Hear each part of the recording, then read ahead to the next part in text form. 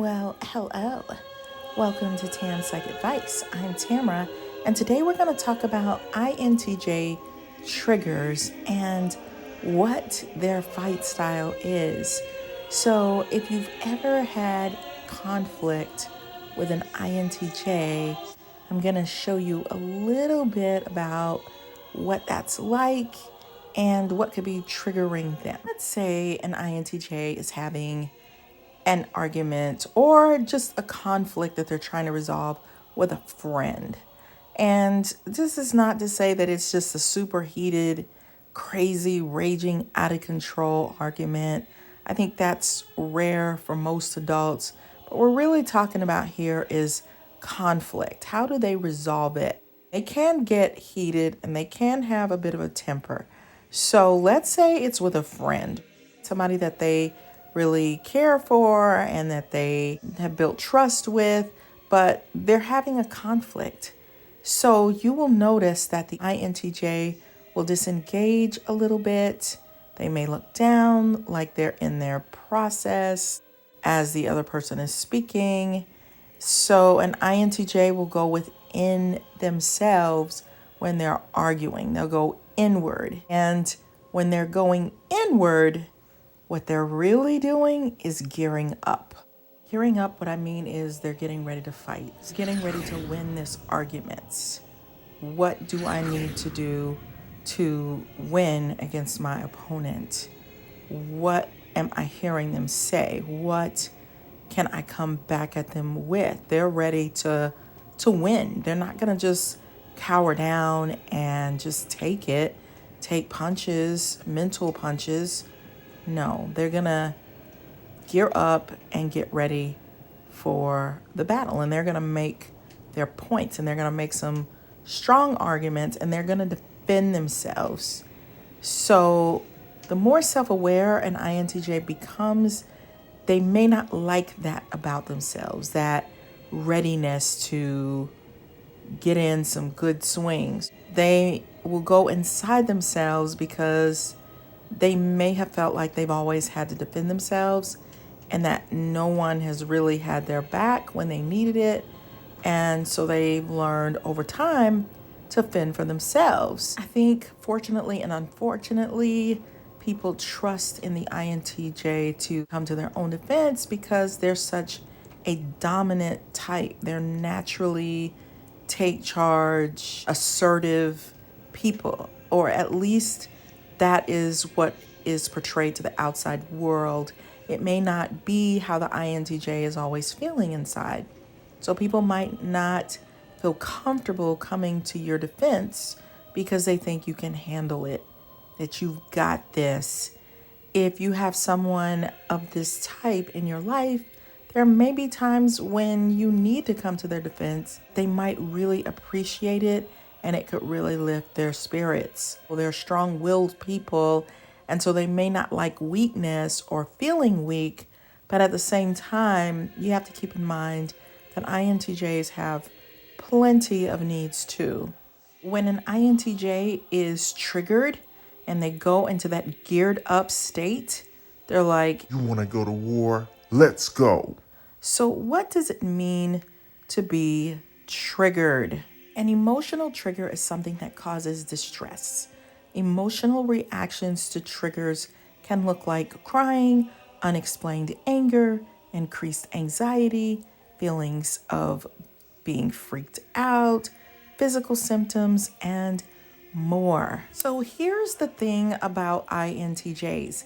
They actually thrive in conflict, especially if they grew up with it around them. They can actually be quite comfortable in it, whereas other types may run from it. These types, INTJs, they're always ready. They are comfortable with that uncomfortability. They can be comfortable and triggered at the same time.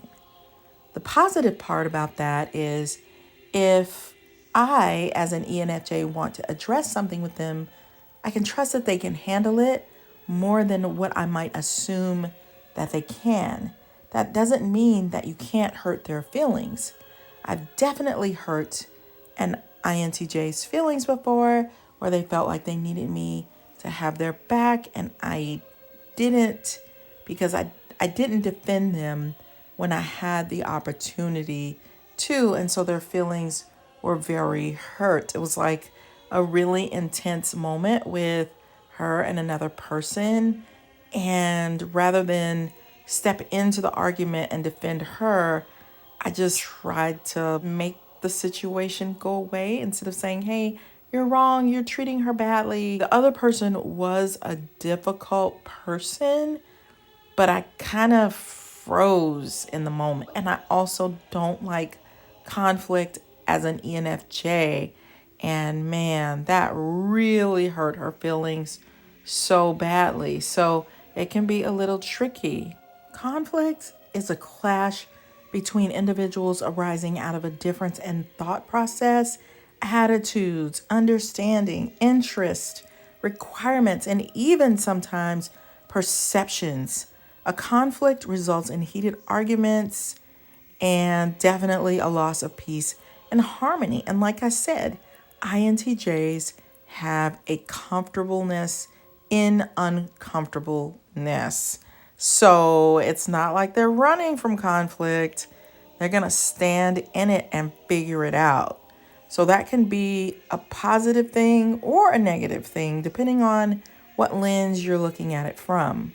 They're okay with expressing their feelings and their frustrations, especially if they have a point to make or a point to prove, and they may even feel like conflict can get them from one side of a situation into another.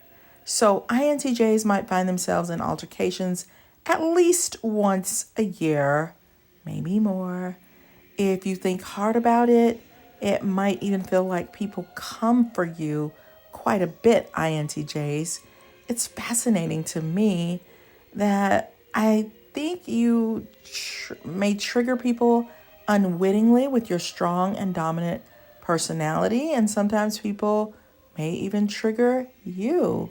I think if people understood you more, they wouldn't take offense for the most part. In most situations, I don't think that INTJs mean to be offensive at all. They just have strong opinions and points to make. I feel like I get them. You know how some people can say things in a strong way and you just get them, you just understand them.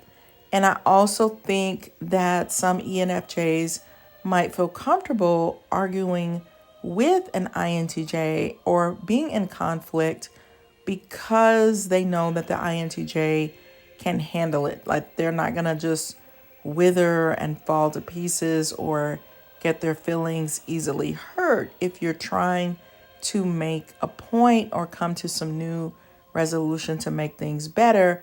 The good thing about an INTJ is they can step out of it because they're thinkers, and that thinking preference helps them to be objective and not just totally get all into their feelings, especially if there's something they can improve upon or get better at. I'm not making this video because I'm trying to change the INTJ in any form or fashion, because I think they need to be unequivocally themselves. People like me who really like you don't want you to change. I like you for who you are. But at the same time, that doesn't mean that we all don't have areas that we can grow in or get better at, of course. So you might just need to be aware of when you have triggered someone or someone has triggered you in certain situations, like with someone that you really care about. That could be a little bit of a game changer in how you approach it. So when it comes to work situations, you're probably going to make your point and move on and let the chips fall where they may. So how do we distinguish who is responsible for triggering someone into frustration or anger or conflict? Is it the person? Is it their past? Is it their childhood? And are they being triggered by those things? It could possibly have nothing to do with the other person and everything to do with your own internal world and makeup? Is it the trauma or the trigger? Or the INTJ might say, I never had this situation until I met you. So maybe you're the blame for my triggers. That might be a question that INTJs ask. Oftentimes, it's within ourselves, triggers, traumas. It could be the smallest thing or the biggest thing and also everyone's energy is different. And so sometimes people's energy can be triggering. It's no one's fault. It's how your inner workings work. And I think the INTJ, being very objective, will always say, I can't control someone else, but I have to control what's in my control. So, INTJs, do you often feel triggered? Do you think you trigger others? How do you handle conflict? Or do I have it all wrong and it's something that you actually run from and avoid? Just a little tip for everyone: stay out of the boxing ring with INTJs. You don't want to tangle with an INTJ if you don't have to. But at the same time, it's a great way to grow and to learn something new and become better. And yeah, speaking of boxing rings, there's a term called sublimation in human behavior. It's a psychological term, and it just means channeling negative and unacceptable impulses into behaviors that are positive and socially acceptable. Freud considered sublimation a sign of maturity that allows people to behave in civilized and acceptable ways. And that is why you see a lot of boxers. That is an example of sublimation.